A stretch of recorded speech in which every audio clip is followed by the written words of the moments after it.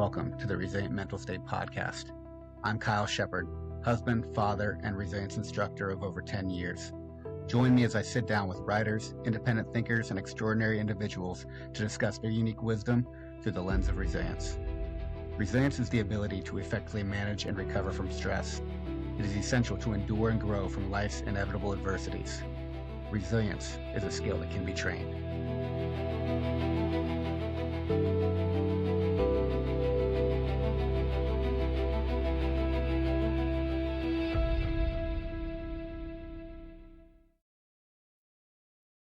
Ben Davis, you are a former Navy SEAL of 9 years, getting out in 2020, in which you became the executive director of the Veterans Outdoor Advocacy Group. And furthermore, you are a husband and a father of 2 young, beautiful girls, and the writer behind one of my favorite Substack accounts titled The Transition, where you write fictional short stories, nonfiction essays, and honestly, what I believe is some of the most powerful written interviews I've experienced on any publication platform in my life. The people that you've talked to, but more importantly, the theme that you center on, which is inevitable and challenging changes in our life, whether that's getting out of the military or any of us transitioning from one role or identity to another. That happens throughout life, but it's a topic of conversation that most don't dig into well. And my goodness, brother, do you do just that? And I'm excited to talk to you Right. about that today. Yeah, awesome. Those are very kind words. I appreciate it. Absolutely. So I'm curious, going back to the beginning, before the Navy and in your childhood, when did like the idea of this topic that you write on now start coming to you? Was that something that happened because of your service, or was this something you've been passionate about even before that? No, um, no, sort of a consequence of my post-Navy time. When I got out of the Navy, I was fortunate to have a lot of pragmatic assistance. Sort of not the very long ago in 2020, and by that time there was, you know, tons and tons of resources, innumerable resources relative to sort of like someone who would get out in 2005 or in the Vietnam War or World War II or something like this. There's like tons of transition assistance, all 99% of which had to do with like pragmatic vocational transition. So like, kind of how to tie your tie stuff.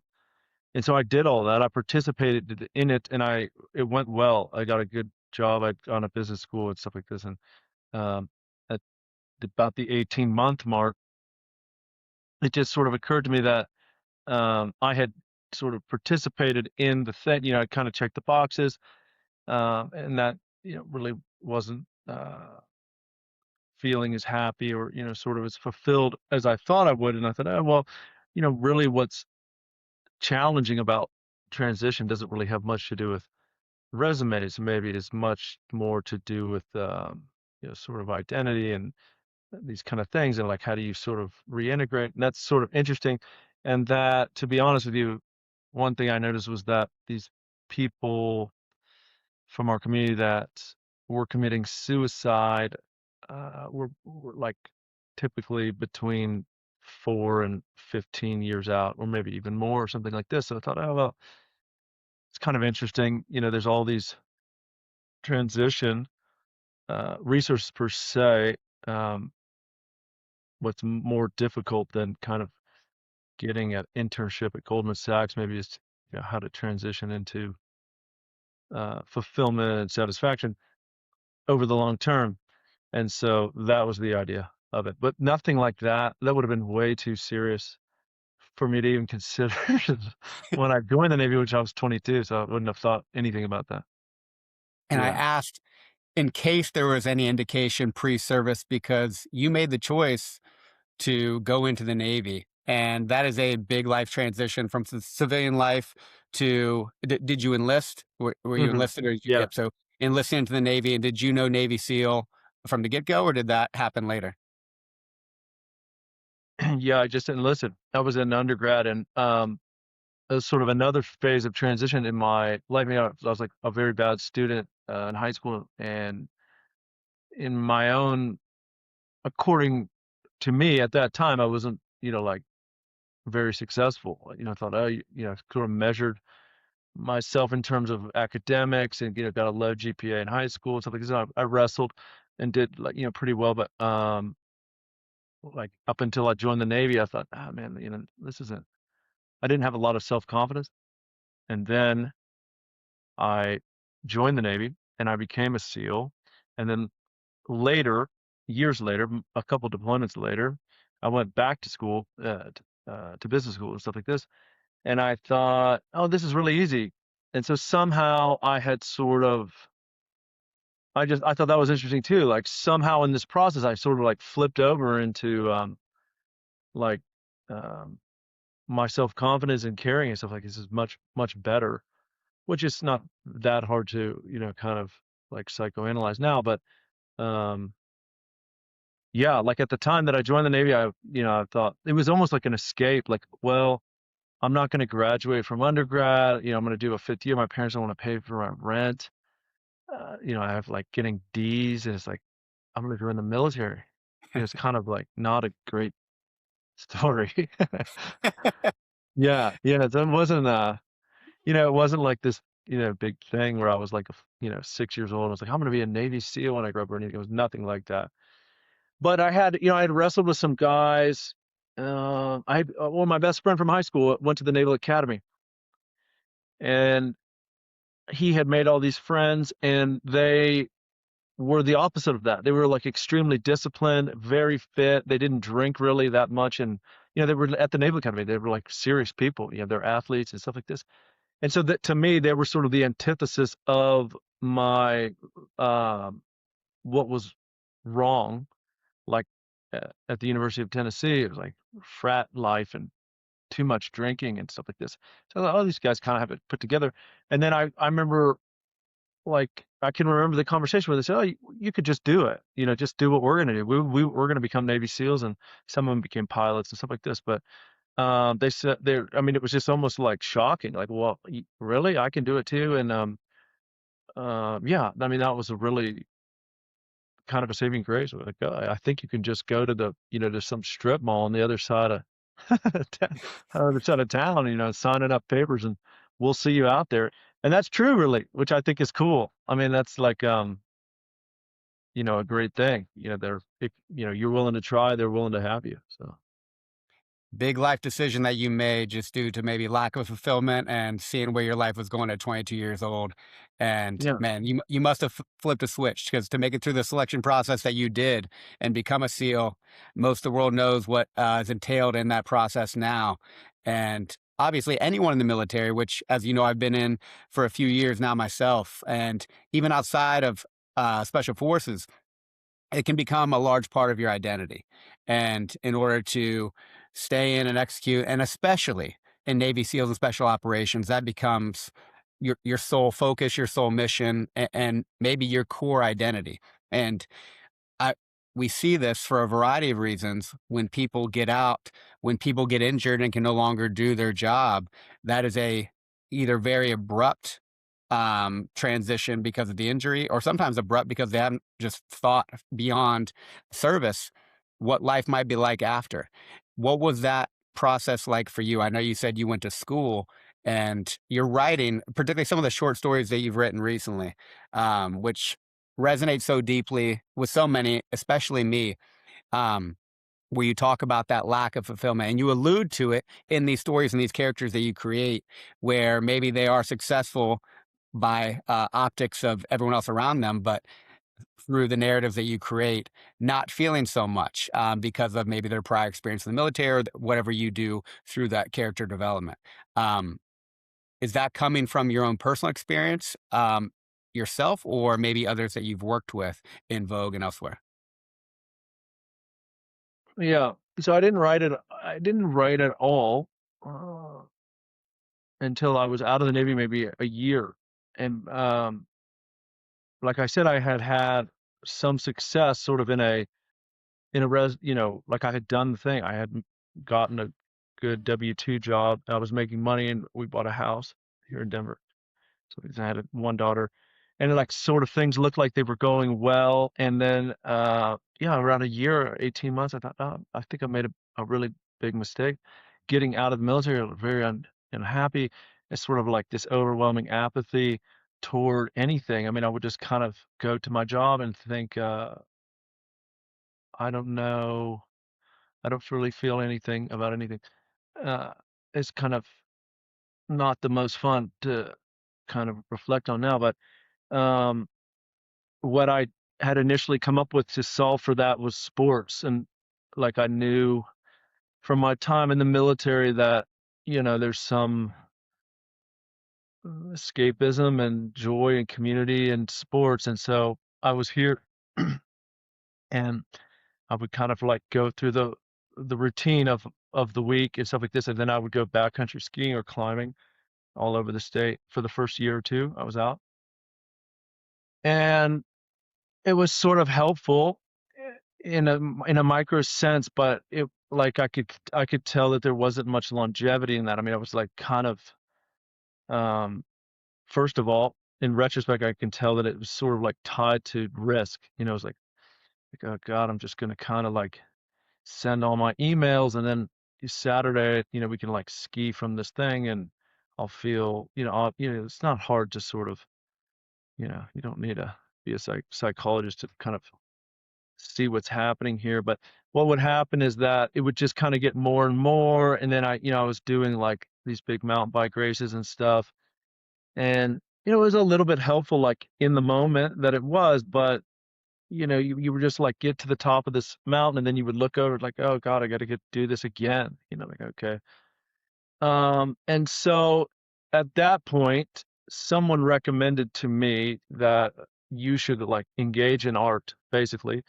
That maybe this would be sort of an anecdote or an antidote to this issue because you can't really win at it. It's just sort of a life pursuit, and you probably will think that you're bad at it for a long time. You'll get better and this kind of thing. And there's really no summit of the mountain. I mean, you don't really like at that time. I would think like I'm gonna do the Leadville 100, and I would just put all my energy into that, and then the race would come, and then the next week I think like, what am I going to do now? It's like I don't really want to, um, like in lieu of some sort of like thing that I'm driving towards, I'm kind of miserable, and that's obviously very uncomfortable. And so someone wisely recommended in writing or maybe in guitar or painting or I don't anything really. That's not as common because you're just sort of always, there's no finish line. You're just always sort of trying. And that they were really, that was, it was extremely helpful. And I think is good advice. And one of the first things that I had tried to write was like, it was an essay. And somehow, like in working it out, I got to this idea that, what was going on was like sort of, a lot of doing eh, on mixed in with sort of a low state of being, so you're like which is kind of okay as a SEAL. We're just kind of doing, we're going on missions and deployments and trips and skydives and all this kind of stuff, and you're always constantly doing. And yeah, and so that like it was like one of the first things I tried to write. I thought, oh man, this is really cathartic. It's opened my mind to um the idea of like, I need to improve like my sense of being. And so anyway, that kind of tied into the what I was saying about transition over the long term. And so it all um went from there. And yeah, I never really wrote anything. My father is a writer and his father is also a writer. And so it was kind of intimidating to me as a child. As I remember like being young and um I would give my dad like essays for like eighth grade or something, like about whatever, a book report, and he would, it was like, he was like really critical. I mean, he really kind of knows what you would get in an MFA, like the sort of, the correct rules of the English language. So I thought it was intimidating, I thought like, oh man, I'm not going to be, it's too scary really. I don't know. Which has paid some dividends now. I mean, yeah. It's So many things I love about this platform, but I would have never have guessed that about you. We've obviously been connecting for a while now, but I assumed you've been a lifelong writer well before your Oh man, service. thank you for And saying that. yeah, and again, you write through such different lenses, whether it's just fictional, non-fictional, your questions in your interviews, your long form versus your short form essays. You have a different type of prose based on the story you're telling or how you're doing it. I mean, no surprise, maybe you're influenced by a lot of writers, and there's a little bit of a, you're a much more beautiful writer than me, first and foremost. But I was a Uh, lifelong reader, like, that resonated. I was definitely terrified of mhm. writing. I only did it when I was obligated to do it in school, but whether it was my mom, some of my friends, and then my wife, beautiful writers all around me, and it's so funny to think about that now, one of my favorite pursuits, and I love how you frame that, kind of like the creative endeavors or an art. And writing absolutely is one of those that I think is one of the most cathartic because it requires you to take your mind and then put it into the physical form through an act of doing. But of course, that's true of music. That's true of painting or other forms of what we tend to think of as art. But just getting your mind and your soul out into the physical world. And that is a long, tedious process without a finish line, as you said. And the doing part, and you can write about the doing part, but th we have finish lines for that, and then there's the next one, and so rather than always doing what's next, just being. It's a Yeah, great polarity that you've described there. yeah. Yeah, being, like, really I think everyone would agree, like, being high achievement is great, but it's not great if it's, if what the person that you show up at night for your kids and your wife and, yourself is, um, miserable, then what you kinda missed the point. 100%. Yeah. Yeah. Getting after these endeavors that we all love to, the high achiever realm. I could do a bunch of jujitsu competitions and a bunch of Spartan races, and no matter what my success is there, it doesn't help me necessarily directly be a better father and husband, which is my underlying why. So like translating kind of those mindsets to those domains that are most important to us is very easy to talk about, much more Mhm, challenging to do. And it's funny to mhm. hear someone like you say, being that you're a former Navy SEAL that's done what most people in the world cannot do, say that you were terrified of writing or that was something that you would avoid. But of course, now you do it for fun and for money, and you do it beautifully. But that concept of doing things that we perceive as hard on purpose to get a little bit better at them, and whoever suggested that to you was very wise when they said at first you're not going to be great at. At first, it's gonna suck. It's gonna be hard, but you can get better at anything that you do intentionally over time. And again, I'm so surprised to hear that it's been what 5 years at most that you've been writing. Yeah, maybe a little, yeah, 4 or 5 years maybe. Wow, wow. So when you transitioned out of the Navy, not only were you going through a life transition of Navy SEAL to civilian, you were also on your last deployment becoming a father. So transitioning from husband to first time father. What was that transition like for you on top of exiting the Navy? Well,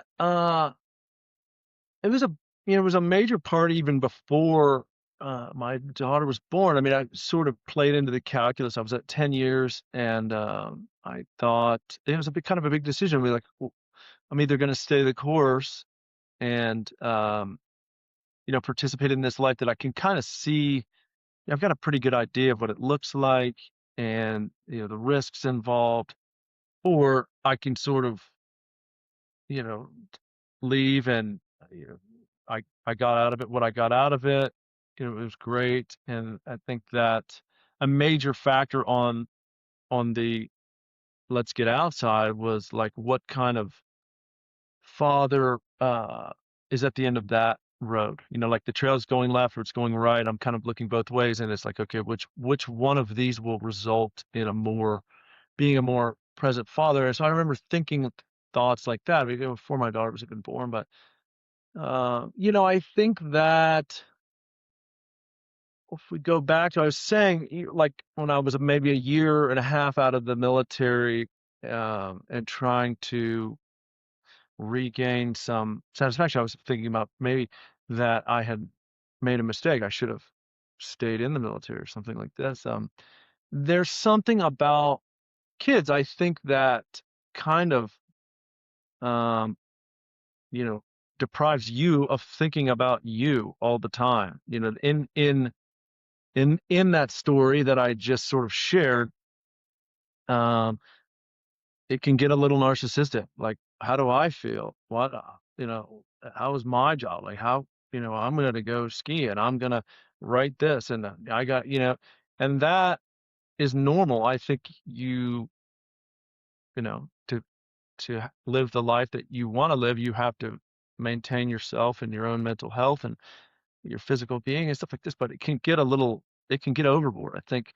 And, a beautiful thing about having kids, especially, like having your house filled with 2 and 3 and 5-year-old little girls is like you don't have time really at a point. And that's kind of like cathartic in itself. It's like, well, maybe this week or this day or this call I just had or this thing I had to do for work, um, wasn't the best, but if we zoom out, what we're really trying to do here is provide a good life and create good human beings for these kids. And so this is all sort of like rowing towards the shore of that.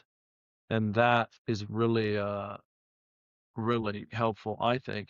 Um, I don't really want to, speak for people that don't have kids, but I mean, I think if I had to like sell them on it, I would say that's it. I mean, you're not, it kinda creates a world where it's not the you show constantly, and sometimes it's, like, never the you show. I mean, you have 4 kids, so, uh, it's like but, yeah, it's super helpful. I mean, they're still super, it's amazing. It's amazing. It's expanded my sense of meaning beyond anything I could have ever imagined. I knew I wanted to be a father when I was younger, but I had no idea what it would entail, what it would ask of me. But when I think about like motivation or purpose or things like that and where they come from. I don't know if I would ever have come close to it. And it's a never ending balance. Like you said, it's very challenging to manage some of our extracurriculars or personal pursuits like the writing, like the outdoor stuff, like whatever our hobbies might be, let alone our job and our marriage. But kids pull you back to the present in such a hurry because of the necessities that they have when they're younger and just in general do that connection that is beyond explanation that we have as parents to children. And a theme that comes through in your writing and what you just alluded to there is I would argue the military does actually a pretty good job of setting people up for success when it comes to jobs that'll help make you money. But you write on, and you just mentioned things like satisfaction and meaning that come from that. And sometimes that doesn't have a dollar sign because, of course, we provide for our families monetarily, and that is one way. But rarely, if ever, will kids remember how much money you were able to give to your family. It'll come to those moments that you have with them, and we know that, but that can be a very challenging aspect to manage day in and day out when you are trying to task manage everything. When the most important why is providing your presence and being there for them. So, like you said, it it requires the most of you because you're trying to do just that, be there for them, being with them. Yeah. Yeah, you're exactly right. It's yeah, like, military transition is a pretty big identity problem, you know, really. The first interview I did was with a guy named Judd Kaufman, and he's a SEAL that's much older than I am, but um, you might not appreciate me saying much older, but he is older than I am, and he's written about and really helped me see that you're uh, as a service member, you don't really need to think about purpose, identity. What's the point of all this? Why am I here? It's provided for you and you subscribe to it. And the SEAL team or whatever command you're at will provide those answers for you. And they need you to agree and participate. And uh, probably you do. And so there's no reason to think about what's the point of this work I'm doing? What's what they'll tell you. And so if you sign up for something like that at, between 18 and 24, and then you get out at close to 40 or, anytime you're a grown up. And now you do, because now you're not a Navy SEAL. You were a Navy SEAL and you're not now. And so now you need to answer those questions, and that's going to be challenging because that's sort of a muscle. You don't have a lot of data to sort of inform your answer. You've never really thought about it. You never, did one thing and thought, yeah, that's close, but really I'd like to be over here. It's this kind of stuff. And so it's not surprising that it's challenging. And I like how you emphasize that it's provided for us. The mission, our core values, honor, courage, commitment. We have some of these primary aspects of being, of fulfillment, if you will, within an identity delivered to us. And that's true not only of the military, but many organizations. Most organizations will have mission statements. They'll have the values, the core competencies, everything for you. And whether you change jobs and you have to learn new ones, like that change. But particularly when you go to, I always like to talk about separating discipline from self discipline. The military will train discipline into you Hmm. for sure, for what is needed of your role within the mission. But that doesn't mean that you will learn the skill of self discipline. It means that you can respond to tasks that are demanded of you. But what can you demand of yourself, particularly in other Hmm. areas of life that you're not being asked to have physical discipline, mental discipline, whatever it might be for the job that you have? And that is a different skill. That is a different approach. And if it has to come just from you and you go from it being hand delivered to you to on your own, that is a big punch in the gut in life that can be very hard to figure out. And I'm curious with your work, particularly in the Veterans Outdoor Advocacy Group, which is what I alluded to earlier, Vogue. I think is that how you say Yeah, the yeah, acronym? yeah. Great. You mentioned that when you got out, you were doing outdoor excursions, climbing, skiing, mountaineering, and that there were aspects of that I'm sure that were fulfilling, that were nice, but at the same time you complete one of those tasks and then it's the next one. I'm curious the mission of Vogue and how you use the benefit of outdoor excursions, but also maybe leaning on what you've alluded to here, providing meaning through outdoor experiences and maybe reframing it to other areas of life. Yeah, it's kind of an it's kind of ironic. Like I argued for uh the participation in the arts, but now I'll argue for the participation in outdoor experiences. But um, so when I first got out here, I met up with a couple other SEALs, and um, they had been taking veterans outdoors uh, for a couple years. Basically, one of them was pursuing a mountain guide certification, and he needs supervised hours. So he would invite these people and guide them. But they were just his friends. On one occasion, that was me. And so uh, it really got some momentum, and it kind of became annual. And it was like very uh, obviously cathartic for these people. And then we sort of noticed peers doing the same thing in other sports, horseback riding, fly fishing, this kind of thing. And so it sort of like dawned upon these guys and myself eventually that it's kind of interesting thing that this is sort of a robust, uh, you know, intervention. Almost universally, people recognize that it's helpful. People, non-veterans that hike and fly fish and walk would claim that it's beneficial to their um, life and in ways outside of physical health. And so we thought, yeah, that's kind of odd because the way that all of this nationwide is being funded is through Walmart and Bass Pro Shops and Athletic Brewing, and it's basically just private generosity and stuff like this. And that maybe given given the state of uh, maybe the track record and the way that veteran mental health is going, I'll say gently, that the VA should invest in this. And so that's how Vogue began, was it was just an effort that said, hey, one day veterans should be able to meet with healthcare providers and say, okay, I understand that uh, the science dictates da da da da da. We're going to participate in these prescription medications if applicable.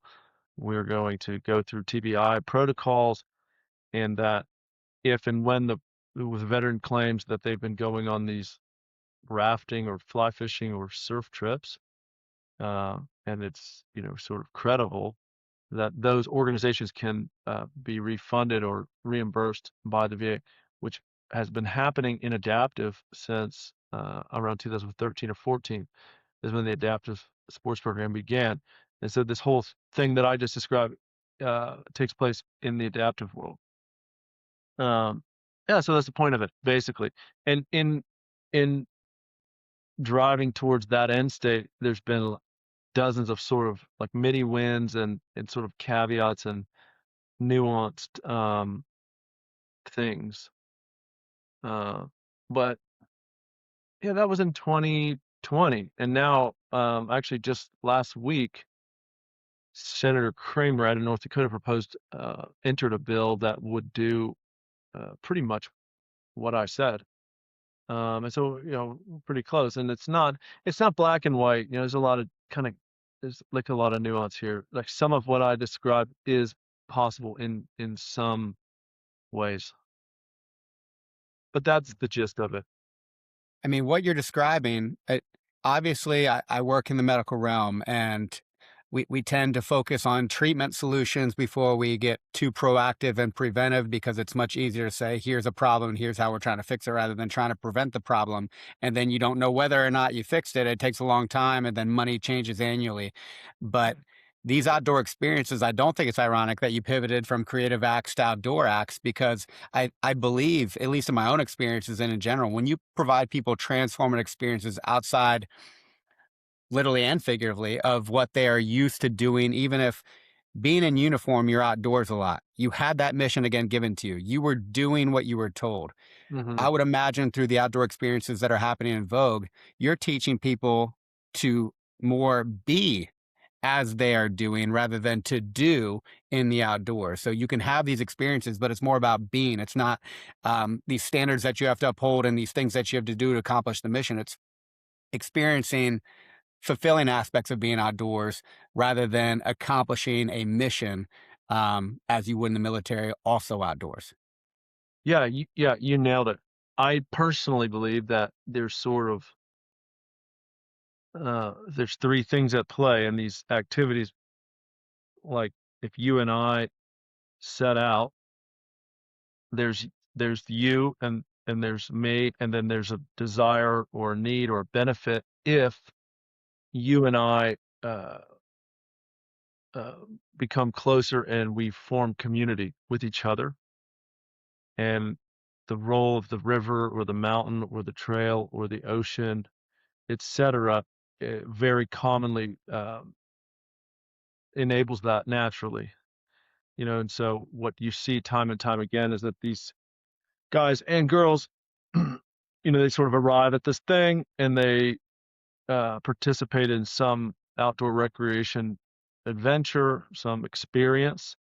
And it's great. They surfed and the surfing was great, or they skied and the skiing was great. But really, at the outset, is a new sort of community, a new relationships that have formed and stuff like this. And it's not that they couldn't have formed in lieu of the experience, but it's very common that that's the outcome. And so, yeah, that's like, in my opinion, that's a ton of it. And then there's also sort of the science side of what happens if sunlight exposure and cardiovascular exercise and strength training and uh, you know I think a lot of it has to do with sort of responsibility. It's like, okay, well, we're here, this is sort of dangerous. I'm skiing in Alaska and there's four of us. What does that mean about my obligation to these people? Wow, that feels very, I haven't felt like that since I was in Afghanistan. I mean, you can just go on and on about the parallels. And so, yeah, it makes a lot of sense. I mean, added a lot of value to my life. It makes the most sense, and Yeah. here's where you can add science and where you can add psychology, because we all know the benefits of being outdoor. We know the Yeah. byproducts of all the excursions that you talked about, but that power and sense of community that you can reestablish for people that have transitioned out, that are transitioning out, um, it I honestly didn't even think about that aspect of it until you were talking about it, but that is our interconnectedness, and when Mhm. you lose a role in your life, whether it was intentional or not, and you go on to another, and maybe that I always like to say the grass is greener on the side that you focus on. But of Mhm. course, when you are part of a community near and dear to your heart, that when you get out, things are going to be quite different. No matter how much you premeditate and prepare for whatever is next, Yeah. it's going to be challenging.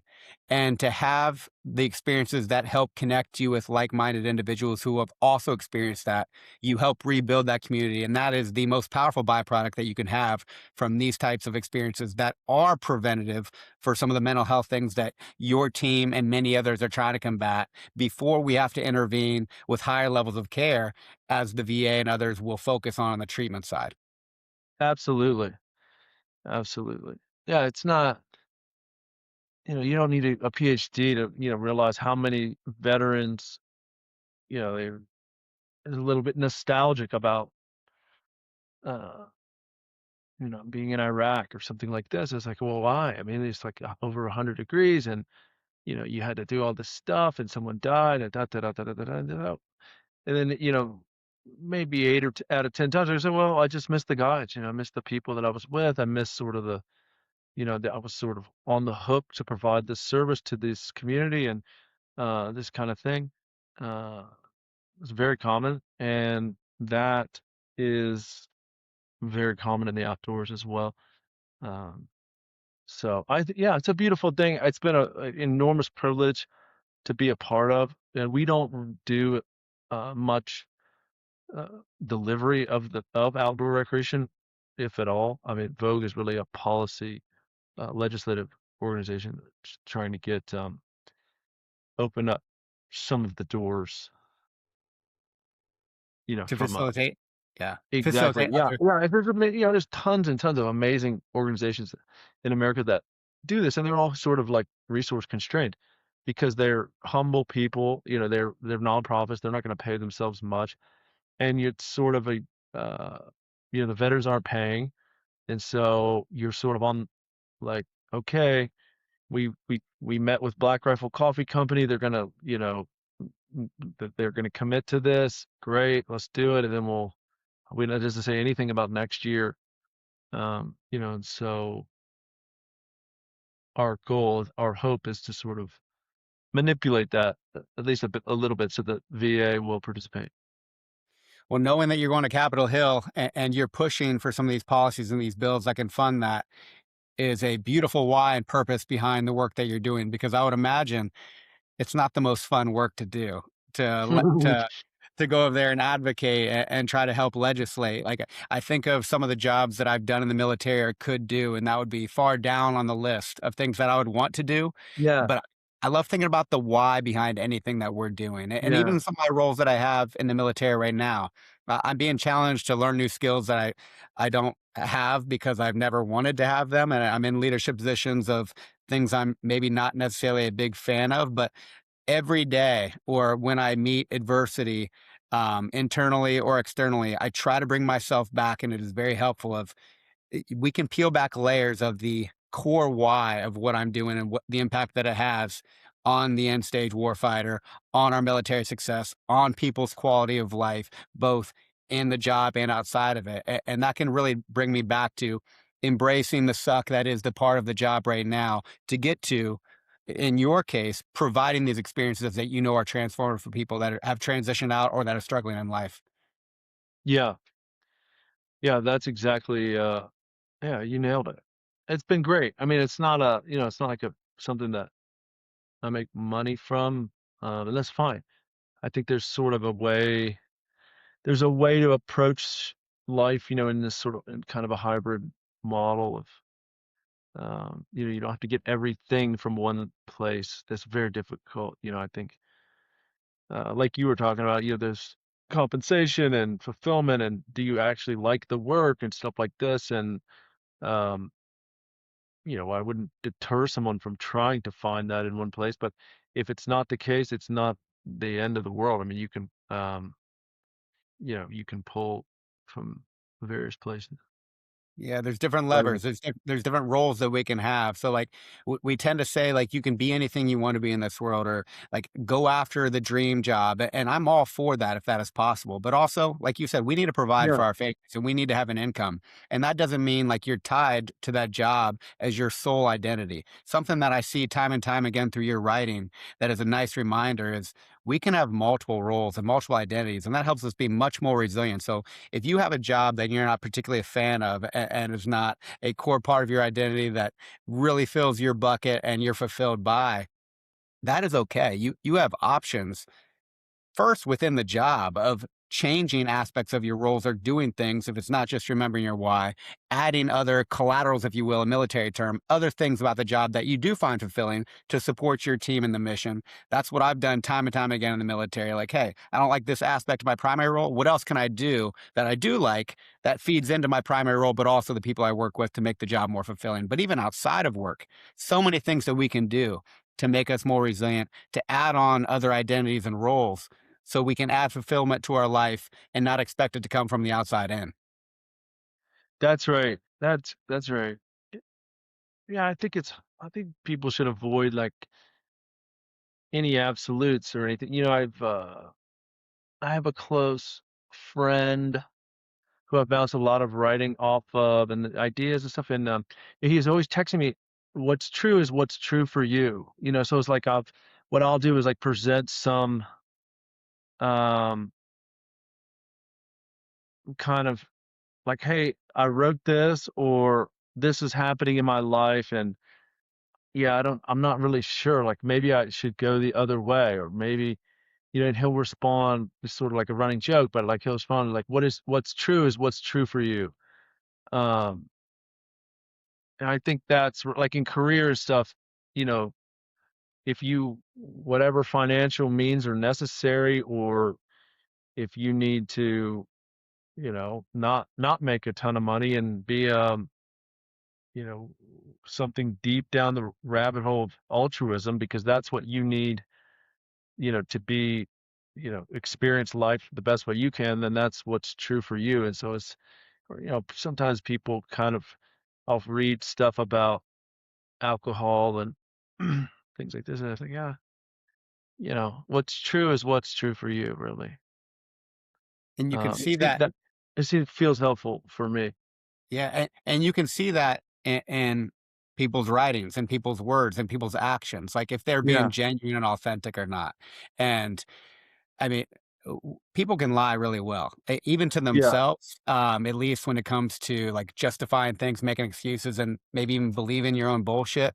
But I genuinely believe that you cannot lie to your soul, and you tend to yeah, see people either their attitude or their function. And God knows I've experienced this time and time again in my life, and I continue to work on this. But like the term authenticity, like many other, gets thrown around a lot, but integrity or just being truly honest to your soul for what is true to you. And it was just that when you said that, it really resonated with me in that way. Um, you can see that in people's writing, and you can see that in your writing. So these fictional stories feel true. They feel real because you know the person writing it is creating experiences, either whether it's personal or people that you know and have worked with, that is so genuine. And then you see the comments and the parts of our community with the people we engage with regularly that have similar direct or indirect connections to your community and the military. And it just resonates across the board because it is true to yeah, you. yeah. Fiction's really, nonfiction, and I'll say self-help is really, sort of by definition is like, um,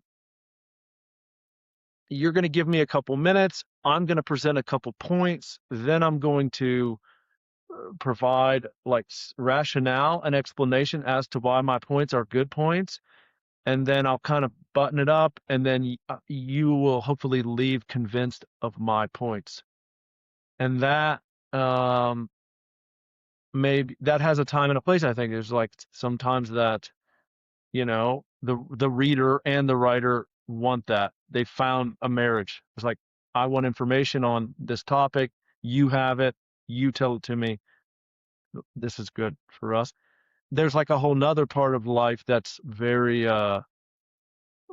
nuanced. Uh, there's sort of like it depends, different conditions, and that's hard. I mean, that's like a very human thing. Like, well, like what does it feel like in this marriage, or what does it feel like here and stuff like this. And fiction is better, or um, more capable there, I think. There's like kind of opens up to more of life, um, in my opinion, because there's not that many absolutes, I think.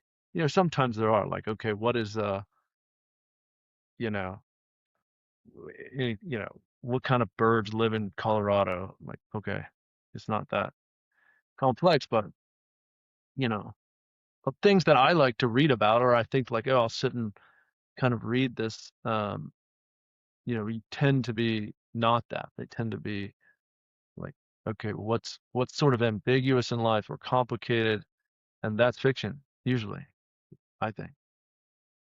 I'm laughing as you say this because I've never thought about this kind of polarity between fiction and nonfiction the way you just described. But like you said, inherently, nonfiction and self help is prescriptive.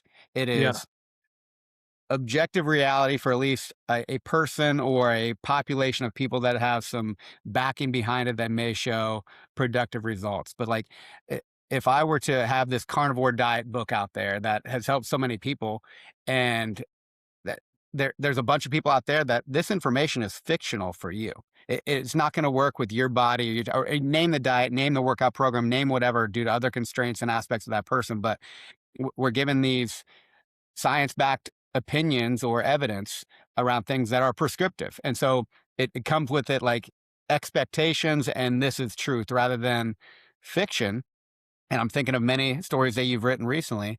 Like, yeah, you've made up character names, you've made up situations. Maybe you're not as worried about being completely accurate on the type of birds in Colorado in a given story, but it's not prescriptive. The person reading it gets to prescribe their own truth and see what resonates in the story and figure out what applies to their own life. So it takes away some of those pretenses and it can sometimes feel more real and it can Mhm. become more real because it's not being forced. It's not Yeah. being told this is the way. Yeah. Yeah, that's right. I think that's a lot of the goal is like,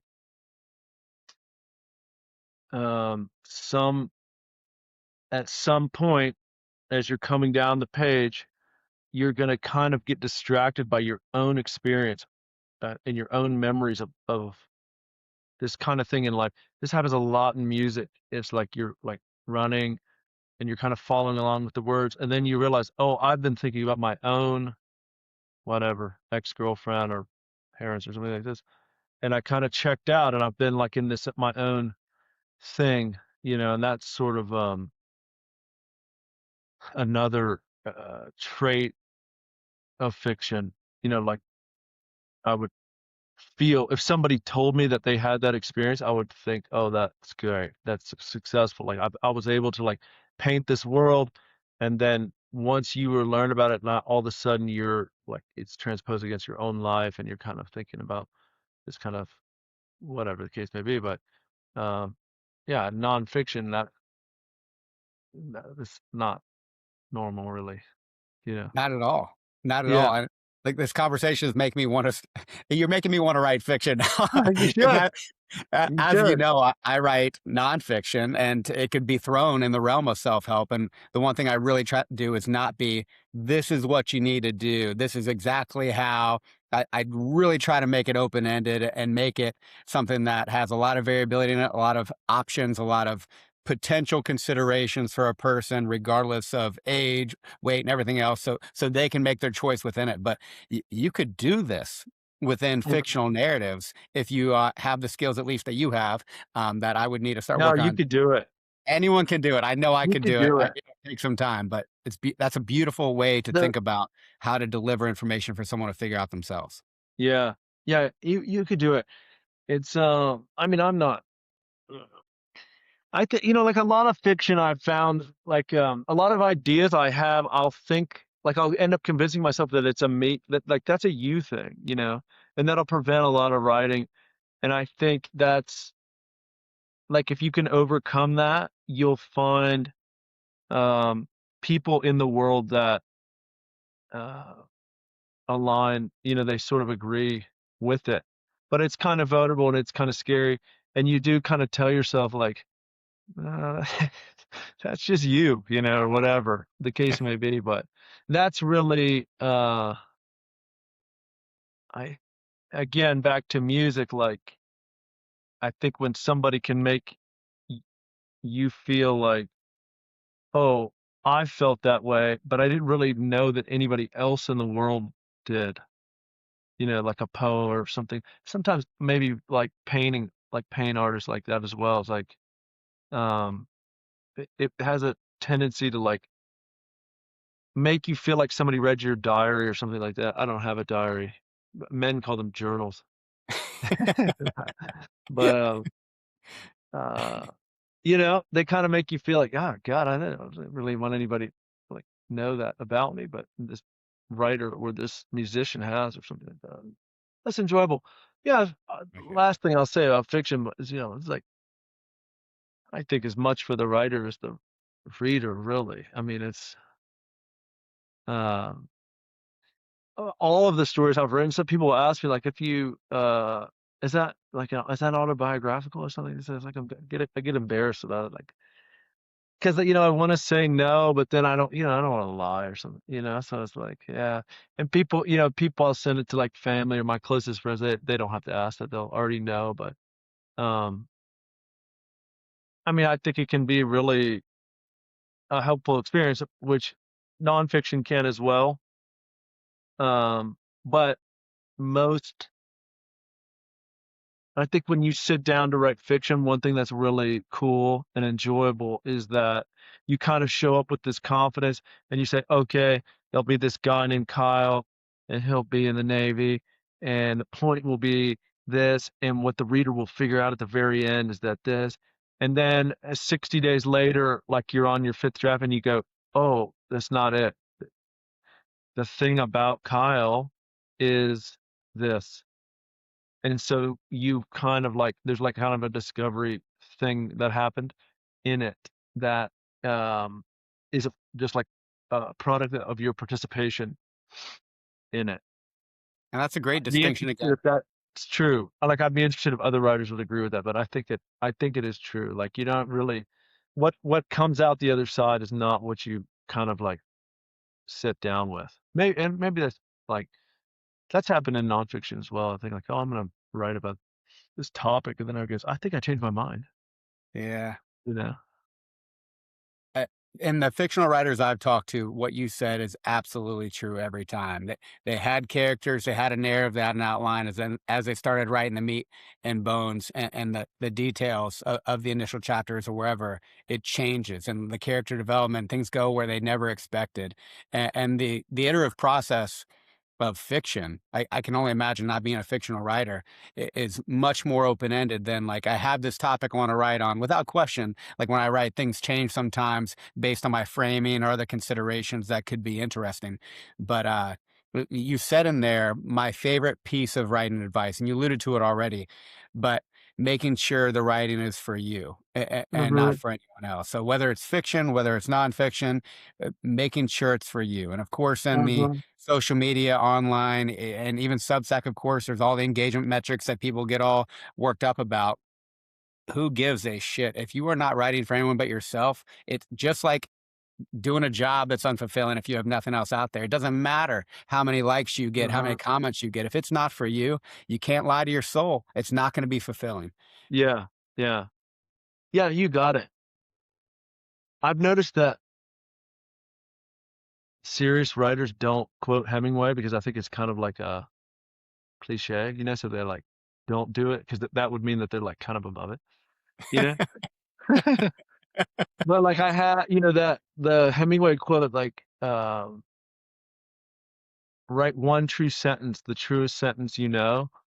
I think it's like really helpful. I mean, I think about that almost like weekly, probably. It's like, all right, I'm stuck, or I'll be editing and I'm like in the character, I'm like, I don't, this isn't working. And then it's like, okay, well, what's the truest thing we can say? Like, what's the most true thing? And that usually like kind of unlocks the next step, and sometimes it'll expose something embarrassing or unflattering or whatever. And it's a really human thing, and very helpful.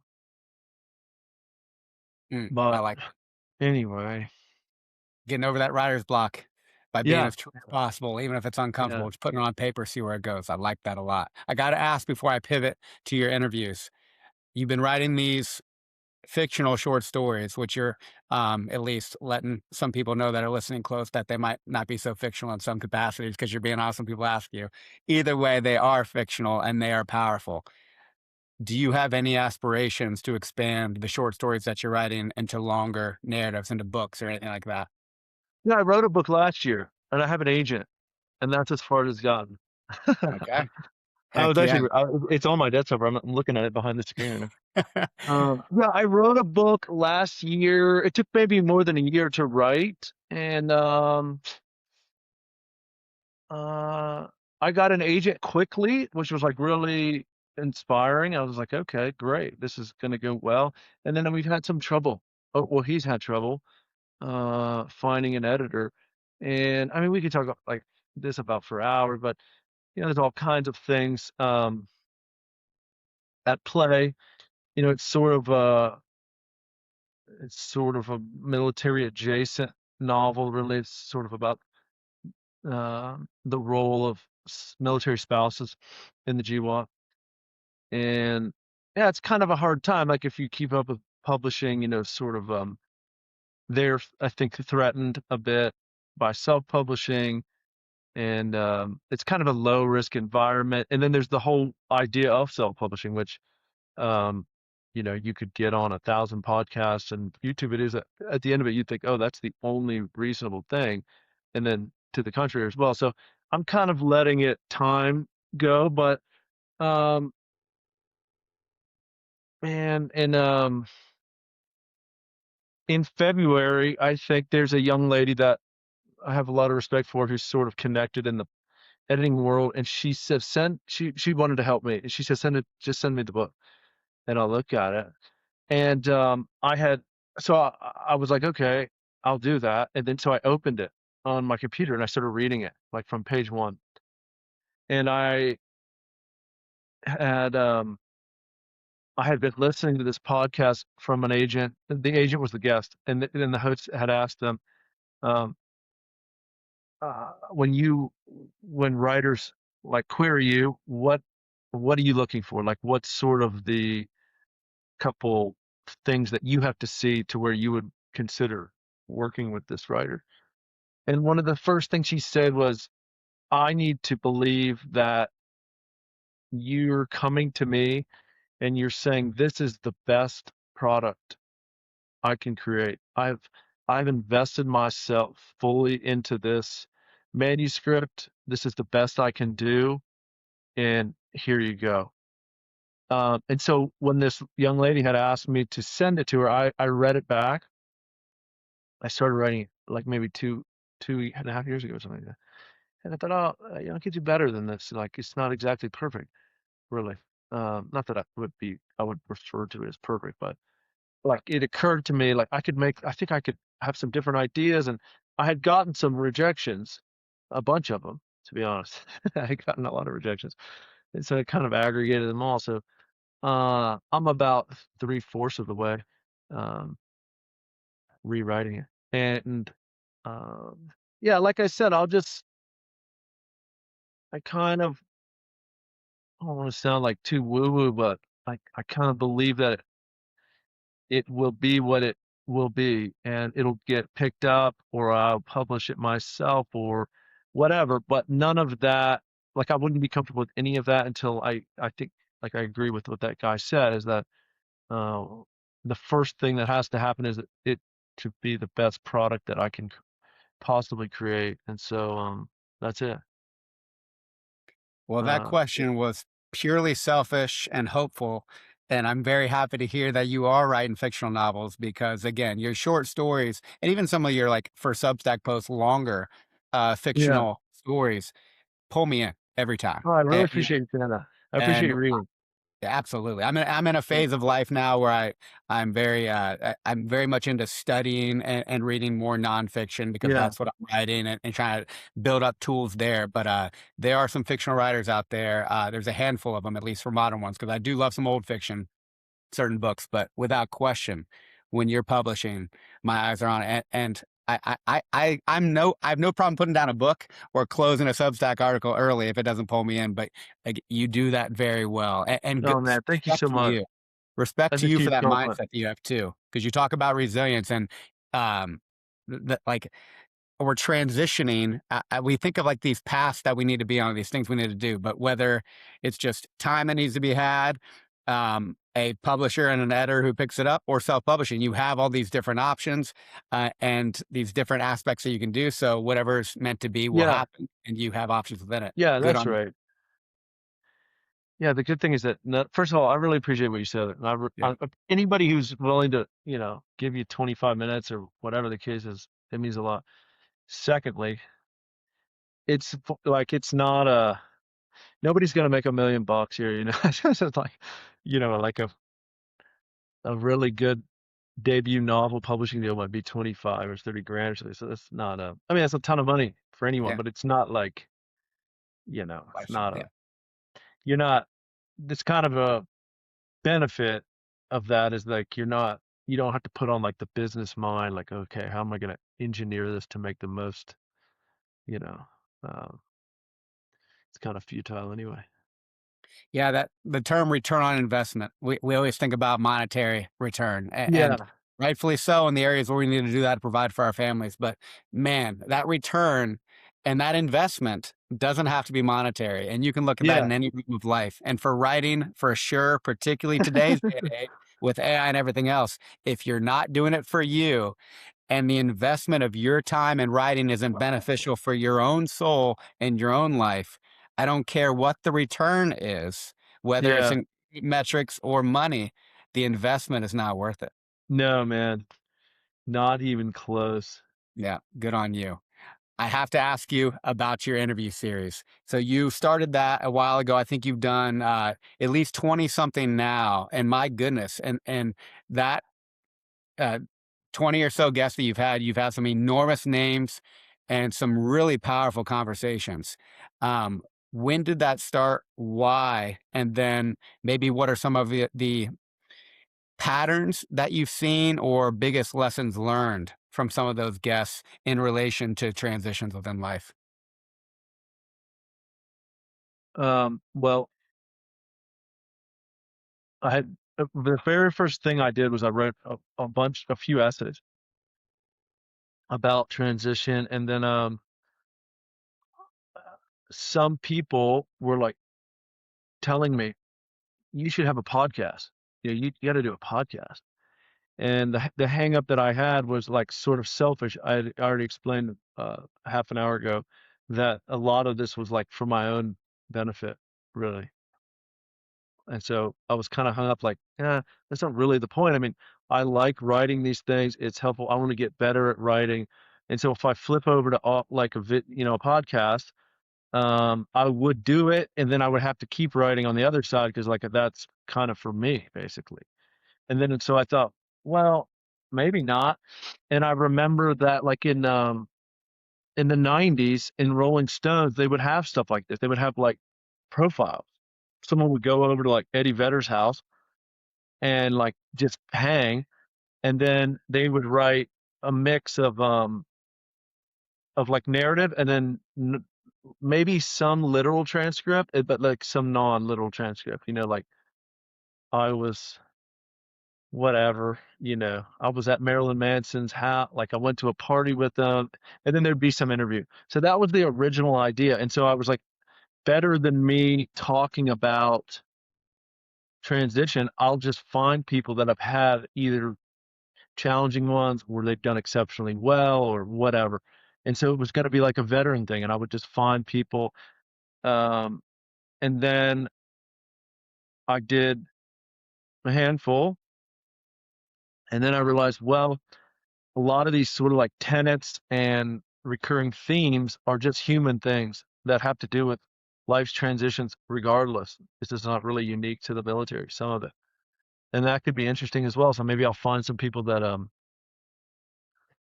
like, you know, have just like traversed from one thing to another or whatever. And yeah, I just sort of like kept going.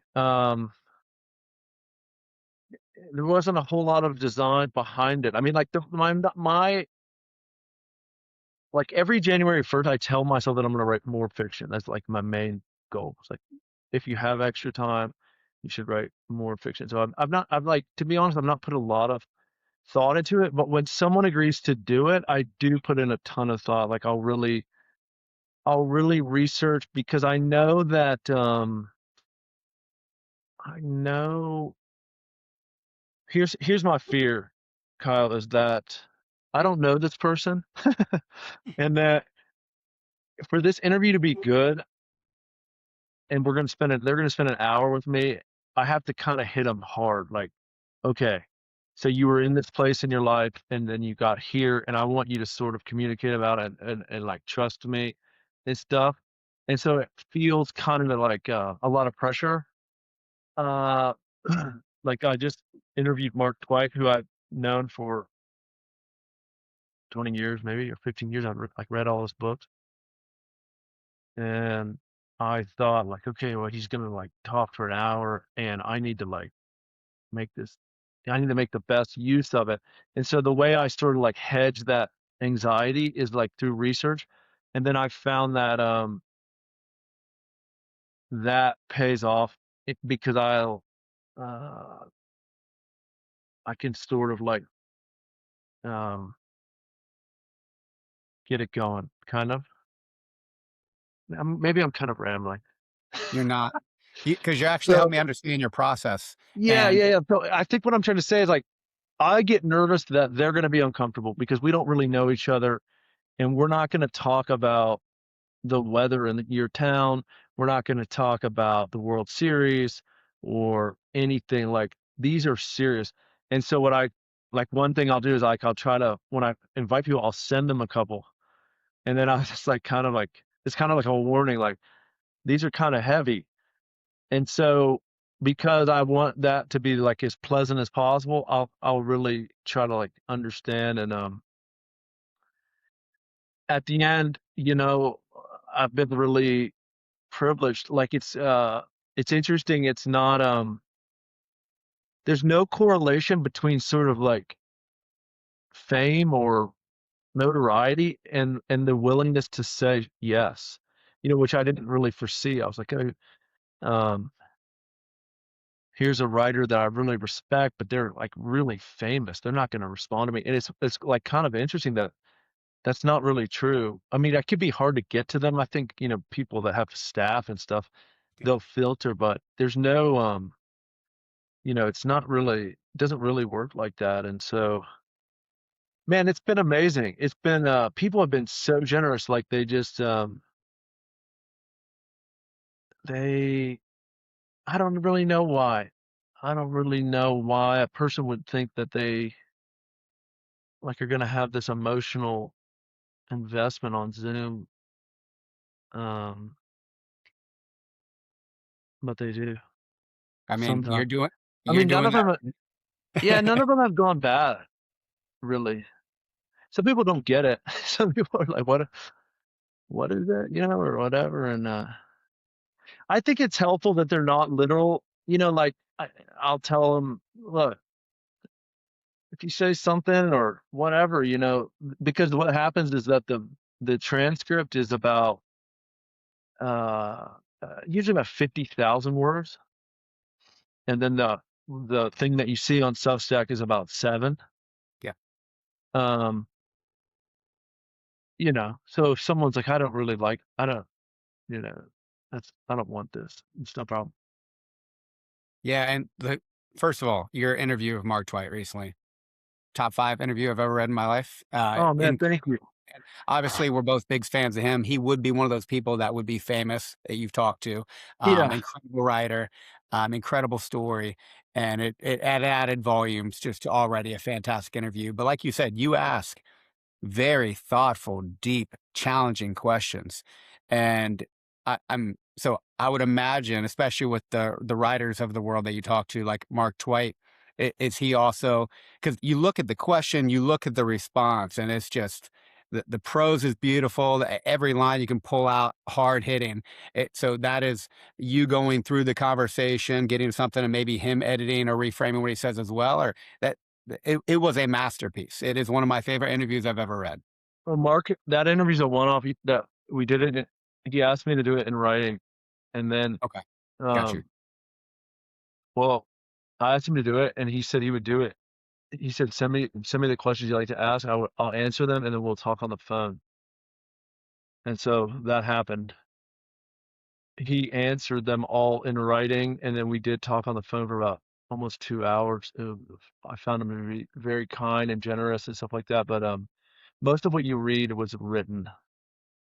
Got I you. don't wanna diminish the No, quality of it, yeah, but, it does whether it's said or written, it yeah, doesn't matter. It that yeah, yeah, yeah, amazing. that's exactly right. That's exactly right. That's never happened before. The prior 23 or whatever the number is now is always like what you and I are doing right this minute. Got you. And then you have the transcript, and then you edit, share, and then get to the final product. Yeah. I break Beautiful. them all out in like in Word on questions, and I number them all, and then I kind of eliminate Yeah, until the 8,000 words or something like that. But and yeah, it's great. Like I want to do more. I want to do. I would love to do another. I'd love to do like 10 a year or something like that.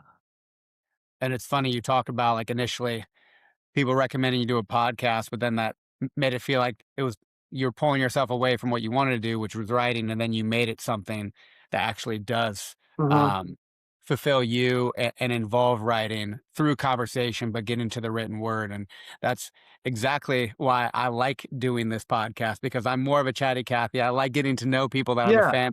I won't do a podcast with someone I'm not a fan of, but I get to know that person and hearing them talk when I know the words that they write. But this exemplifies that there is no one right way. As long as it's true to you, to your point earlier, Yeah. and it actually, if no one listened to this podcast, wouldn't care. It's so beneficial for me because I'm learning in real time, and this is one of my Yeah, that's favorite ways great, to absorb man. information. Yeah, good for you. Well, I listen to all your podcasts and read your essays and your workout challenges. I yeah, I don't I listen to a lot of podcasts and I love them. Just at that time, which maybe that's not even true today. I just thought like, oh well, I kind of set this up because I thought it would be productive for me to write. So I'd have to keep doing it. But I get it. Like um I think one Achilles heel of Substack, like I know that you and I probably like open our email on the computer and then we click over and read. But I know it's not lost on me that a lot of people are on their phones, they're commuting to work, they're at their office, and then they're like, "Oh, here's an 8,000 word interview on my phone." Like, I'm not gonna do that, you know? Right, right, And in audio, you can play it in the car, you can exercise and listen. I mean, I would never argue that like the medium is like easier or something like that for people, but for me, it's just I think was better. But um, I certainly I listen to podcasts every day, probably. Well, for all of you lazy assholes out there that don't want to read Ben's post, there is a Substack option where you can have it read it to you. Because I know some people actually record their own voice for their posts, so you can listen to them read it. But Substack has an option where you actually can listen, even if Yeah, it's is that just you. new? Right? So that is possible too. But no, when you write, I like reading it. No, Oh, me know it. too, man. Yeah, Me too. yeah. I love our sort of unorganized community of same folks. It's really enjoyable. It's my favorite part of Substack. So love many aspects about it. There's limitations to everything, but the community that's developed over time and these amazing people that I get to meet, know more, and talk to, like I'm talking to you today. We've texted many times, but getting to at least virtually meet Yeah. you, it's been an honor, brother. Oh yeah. And to hear that you are working on your first book and hopefully many, many more, in whatever way you go about it. Yeah, I'm here for it. Oh man, thank you so much. Hey, Super thank you. kind. It has been an absolute Yeah, pleasure, and keep it I'll up. Keep it up. 100%. I like to think that there's a lot more years ahead than behind us on those. I mean, some of these people are Sam Alimo was just on, I can't think of the guy's name, but he's really Michael he Easter, wrote, yeah, Michael Easter. Yeah, yeah, yeah. Yeah. and it was incredible. Yeah, it was. It was. Yeah, I mean it's awesome. Dude, it's like what's rising tide lifts all ships and stuff. I mean, it's just awesome. Yes. Uh, Uh, yeah, yeah. it was 30 minutes, but Sam is another one of those people like you. Oh Like yeah. his writing is powerful. Yeah. Every sentence hits like a hammer, but he does the same thing on podcasts, and that's like these people that I'm a fan of that you get to get closer with. But that's the beautiful thing about Yeah. conversations too, is you can hear people how people talk and to each his own. Some people prefer to write; they don't want to talk in public. Totally get it. Yeah. So talk in private, and I just any way you can learn more about people, their mind, and where they're coming Yeah. from. And Sam is a unique bird, but so are you, brother, because you get to hear Yeah. kind of the process that people go through, one for their own evolution and fulfillment, but also how they're applying it and taking the leap of actually being willing to share it with the Yeah. world. Yeah. Yeah, it's awesome, man. It's humbling. It's very humbling. Like, um, I'll read. Sam was in my troop at SEAL Team 4. Wow. Well, he's 2 deployments older than me, but yeah. I mean, sometimes I read, I'm like, golly, you're becoming a master at this. It's The really, more you do really anything, the impressive. better you get. And Yeah. his origin story with writing, just like yours, surprises me because you would think you too have been doing it since you were 5 years old. Oh, yeah. Thank you, man.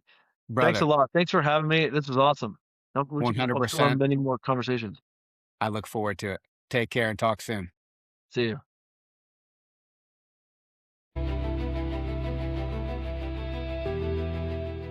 Remember, all the knowledge in the world means little unless you uniquely apply it to your life. Challenge yourself to take action. Knowledge applied is wisdom earned. Determine what is important to you and get after it with intention, effort, and consistency.